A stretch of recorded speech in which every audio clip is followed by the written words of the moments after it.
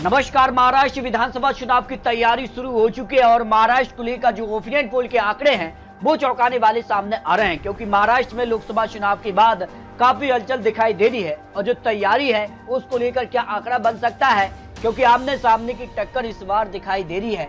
यहाँ पर भारतीय जनता पार्टी और सीधे तौर पर उद्धव ठाकरे के बीच कड़ी टक्कर मानी जा रही है। लेकिन यहाँ पर बात की जाए तो क्या कुछ आंकड़ा बन सकता है, यहाँ पर बात की जाए तो किस कार के आंकड़े सामने आ रहे हैं। लेकिन महाराष्ट्र में अब बड़े बड़े ऐलान किए जा रहे हैं। तो महाराष्ट्र में शिंदे सरकार का बड़ा ऐलान है और यहाँ पर बात की जाए तो 18 से 35 वर्ष के यहाँ पर युवाओं के लिए सीधे तौर पर फायदा मिलेगा। जिन्होंने 12वीं पास की है उनको 6,000 रुपए माह और डिप्लोमा होल्डर के लिए 8,000 रुपए और ग्रेजुएट के लिए 10,000 रुपए यहाँ पर प्रति माह देने की बात की जा रही है। और ऐसे में सीधे तौर पर कितना फायदा सरकार को यहाँ पर मिलने जा रहा है। लेकिन महाराष्ट्र लोकसभा चुनाव के आंकड़ों ने सभी को चौंकाया है और इस बार अगर बात की तो इंडिया गठबंधन यहाँ पर हावी रहा है। एनडीए गठबंधन में इंडिया गठबंधन में सबसे ज्यादा कांग्रेस ने जीत हासिल की। 13 सीटों पर 17 सीटों पर चुनाव लड़ा। यहाँ पर बात की जाए तो उद्धव गुट ने 21 सीटों पर चुनाव लड़ा और 9 सीटों पर जीत मिली। और एनसीपी शरद पवार ने यहाँ पर 10 सीटों पर चुनाव लड़के 8 सीटें हासिल की। कुल 48 में से 30 सीटों पर इंडिया गठबंधन ने जीत हासिल की। वही एनडीए ने यहाँ पर भारतीय जनता पार्टी ने यहाँ पर बात की जाए तो इस बार 9 सीटें 28 में से चुनाव लड़कर, और शिवसेना ने 15 में से 7 हासिल की और एनसीपी ने 4 में से 1 सीट हासिल की। कुल 17 लोकसभा सीट ही महाराष्ट्र में मिली है। तो इसके बाद विधानसभा चुनाव को लेकर अपने अपने गणित सामने आ रहे हैं।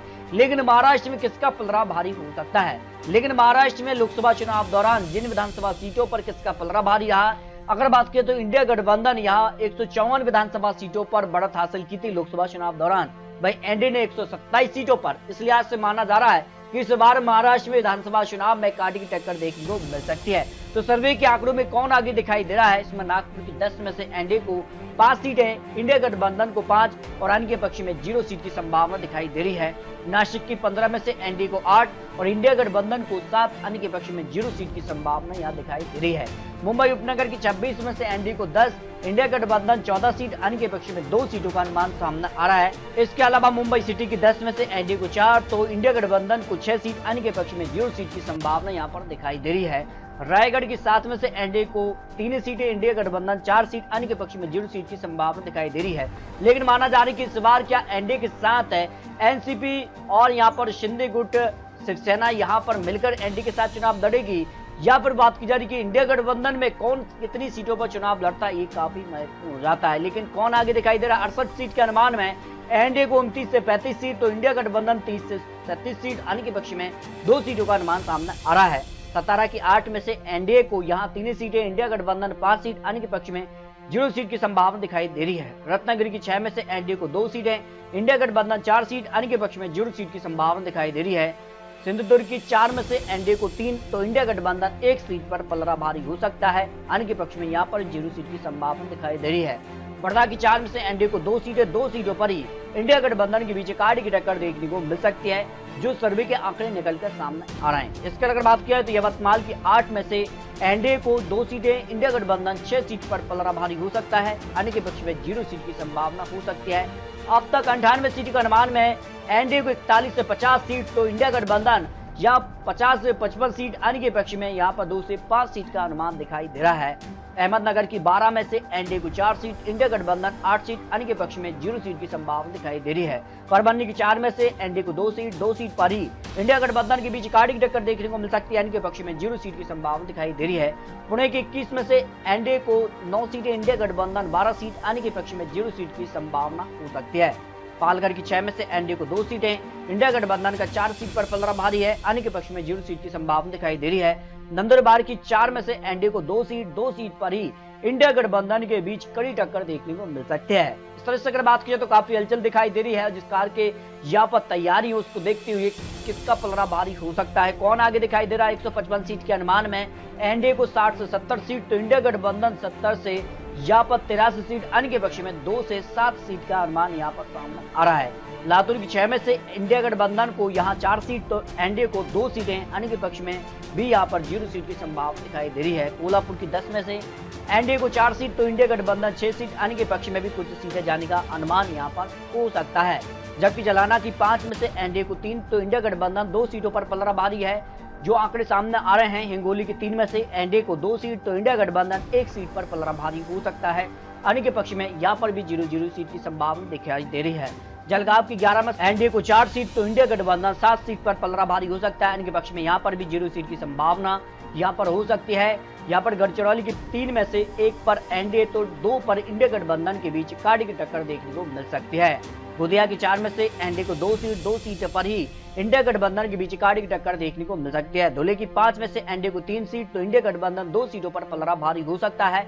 अब तक महाराष्ट्र को लेकर 200 सीटों का जो अनुमान है, उसमें एनडीए प्लस के लिए यहाँ पर 81 से 100 सीट का अनुमान हो सकता है। इंडिया गठबंधन यहाँ पर 100 से 109 सीट और अन्य के पक्ष में यहाँ पर 2 से 10 सीट का अनुमान सामने आ रहा है। इसमें एमएनएस पार्टी और अन्य निर्दलीय आ जाते हैं। इसमें बात की जाए तो इस बार क्या एनडीए गठबंधन यहाँ लोकसभा चुनाव के आधार पर ही चुनाव लड़ेगा विधानसभा के लिए, या फिर इंडिया गठबंधन में क्या कुछ आंकड़ा बन सकता है, वो काफी महत्वपूर्ण हो जाता है। इस कारण से अन्य का यहाँ पर आंकड़ा बढ़ सकता है, जो आंकड़े सामने आ रहे हैं। चंद्रपुर की 6 में से अगर बात की तो एनडीए को यहाँ पर 2 सीटें, इंडिया गठबंधन 4 सीट पर पलड़ा भारी हो सकता है। यहाँ पर बुल्ढाना की 7 में से एनडीए को 2 सीट तो इंडिया गठबंधन 5 सीट पर पलड़ा भारी हो सकता है, जो अनुमान सामने आ रहे हैं। भंडारा की 3 में से एनडीए को 2 सीट तो इंडिया गठबंधन 1 सीट पर भारी हो सकती है, जिस कार की हलचल दिखाई दे रही है। भीड़ की 6 में से एनडीए को 3 सीट तो इंडिया गठबंधन की 3 सीटों पर सीधे तौर पर कांटे की टक्कर यहाँ देखने को मिल सकती है। अमरावती के 8 में से एनडीए को 3 सीट, इंडिया गठबंधन 5 सीट और अन्य के पक्ष में यहाँ 0 सीट की संभावना यहाँ दिखाई दे रही है, जिस कार की हलचल महाराष्ट्र में देखने को मिली है लोकसभा चुनाव के बाद। तो अकोला में 5 में से एनडीए को 2 तो इंडिया गठबंधन 3 सीटों पर भारी हो सकता है। अन्य के पक्ष में भी यहाँ 0 सीट की संभावना दिखाई दे रही है। सोलापुर की 8 में से एनडीए को 4 तो इंडिया गठबंधन 3 और 1 सीट अन्य के पक्ष में जाने का अनुमान दिखाई दे रहा है। औरंगाबाद की 15 में से एनडीए को 7 तो इंडिया गठबंधन का 8 सीट पर पलड़ा भारी हो सकता है। वासिम के 8 में से एनडीए को 4 तो 4 पर ही इंडिया गठबंधन के बीच कांटे की टक्कर देखने को मिल सकती है। वहीं ताड़ी की 14 सीटों में से एनडीए को 8 तो इंडिया गठबंधन 6 अन्य के पक्ष में 0 सीट की संभावना दिखाई दे रही है। सांगली की 5 में से एनडीए को 2 तो इंडिया गठबंधन 3 और अन्य के पक्ष में 0-0 सीट की संभावना यहाँ पर दिखाई दे रही है। उस्मानाबाद की 2 में से एनडीए को दोनों सीटों पर जीत की अनुमान है। इंडिया गठबंधन 0 सीट की संभावना यहाँ दिखाई दे रही है। नादर की 4 में से एनडीए को 2 सीट पर ही इंडिया गठबंधन के बीच कांटे की टक्कर देखने को मिल सकती है। इस तरह से अगर बात की जाए तो यहाँ महाराष्ट्र को लेकर 288 सीटों का जो महत्वपूर्ण गणित सामने आ रहा है, उसमें एनडीए को 128 से लेकर 150 सीटों का अनुमान सामने आ रहा है। वही इंडिया गठबंधन यहाँ पर 140 से लेकर 157 सीटों का अनुमान है। अन्य के पक्ष में 3 से 10 सीट का अनुमान यहाँ पर हो सकता है। इस लिहाज से अगर बात की जाए तो महाराष्ट्र में 145 सीटों पर पूर्ण बहुमत सरकार बन जाती है। लेकिन इस बार सीधे तौर पर बात की जा रही है, एनडीए में यहाँ पर शिवसेना सिंधी गुट प्लस है, एनसीपी अजीत गुट है। लेकिन बात की जा रही कि अजीत गुट क्या साथ मिलकर चुनाव लड़ेंगे, इस पर संशय बना हुआ है। इसके अगर बात की तो इंडिया गठबंधन में भी अगर बात की जाए तो उद्धव गुट और एनसीपी यहाँ पर दावा कर रही कि इस बार साथ मिलकर चुनाव लड़ते हैं। लेकिन कौन कितनी सीटों पर चुनाव लड़ता है उसके बाद आंकड़े बदल सकते हैं। अन्य की अगर बात की तो अन्य में काफी महत्वपूर्ण दलीय भी हो जाते हैं और एमएनएस पार्टी हो जाती है, और एमएनएस ने अपने उम्मीदवारों का ऐलान भी कर दिया है। उसके बाद कितना कुछ माहौल बदलेगा ये तो महाराष्ट्र की जनता तय करेगी। लेकिन महाराष्ट्र को लेकर आपको क्या लगता है, महाराष्ट्र में अगली सरकार किसकी बन सकती है? क्या एनडीए यानी भारतीय जनता पार्टी को यहाँ पर सबसे ज्यादा सीटें मिलेंगी? क्योंकि 2019 में तो सबसे बड़ी पार्टी भारतीय जनता पार्टी बनी थी, लेकिन इस बार काफी बदलाव यहाँ लोकसभा चुनाव में देखने को मिला है।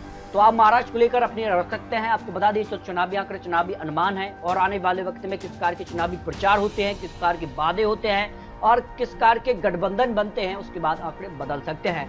तो मिलते हैं और लेटेस्ट और महत्वपूर्ण विश्लेषण के साथ, तब तक ले जय हिंद, जय भारत।